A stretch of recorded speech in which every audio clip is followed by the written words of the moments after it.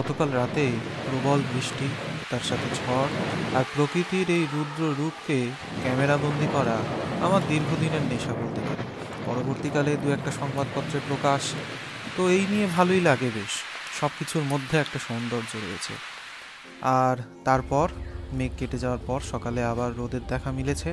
আর আপনারা তো প্রত্যেকেই জানেন যে বৃষ্টির পরে বৃষ্টিজনিত যাতে কোনো ফাঙ্গাস অ্যাটাক না হয় গাছে, তো সেই জন্যে ফাঙ্গিসাইড একটু প্রয়োগ করতেই হয়। সব আপনারা জানেন, নতুন করে বলার কিছু নেই। তো সকালবেলা উঠে প্রথমে একদম ওলট পালট হয়ে যাওয়া বাগানটাকে কিছুটা ঠিকঠাক করার চেষ্টা করা হলো, এবং তারপরে একটু ফাঙ্গিসাইড স্প্রে করে দিচ্ছি। যদিও গাছপালার খুব বেশি ক্ষতি হয়েছে বলে মনে হয় না।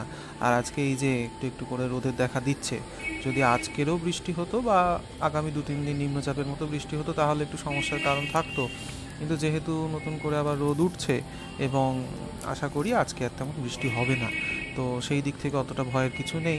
আমার তো মনে হয় মাঝে মধ্যে গাছপালা এরকম বৃষ্টির জল পেলে তাদের গ্রোথ আরও ভালো হয়, তারা আরও ভালো থাকে।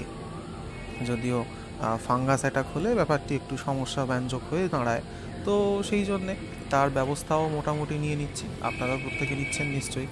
তবে কিছু গাছপালার ডাল ভেঙেছে, ওদিকে ডালিয়া গাছগুলোকে তো সামলে রাখা যায় না, তারা একটু জোরে ঝোড়ো হাওয়া দিলেই উল্টে পাল্টে যায়।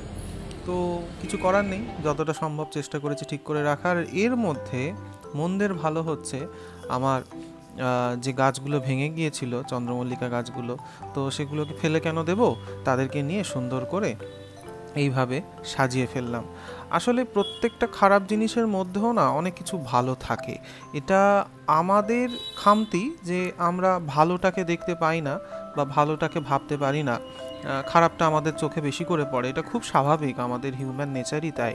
কিন্তু আসলে ভালো খারাপ না সবই আপেক্ষিক, ঘটনাটা একই। আপনি তাকে কীভাবে ব্যক্ত করবেন, কীভাবে তার ব্যাখ্যা করবেন, সেটা আপনার উপর নির্ভর করছে।